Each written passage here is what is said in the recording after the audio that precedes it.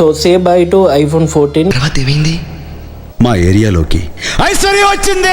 Hi మన మస్త్ అయ్యాల video వచ్చేసి ఏంటంటే మనమైతే బజాజ్ ఎలక్ట్రానిక్స్ కి వచ్చినాం. ఎందుకంటే ఐఫోన్ 14 నుంచి ఐఫోన్ 17 కి అప్గ్రేడ్ అవుతున్నాం. ఐఫోన్ 14 అయితే ఎక్స్చేంజ్ చేస్తున్నా. ఇప్పుడు తీసుకున్న మొబైల్ కూడా సెలెక్ట్ చేసుకున్నా. IPhone 17 black 256GB. ఫైనల్ గా అయితే మొబైల్ తీసుకొని బిల్డింగ్ చేపించి అన్బాక్సింగ్ అయితే చేసిన.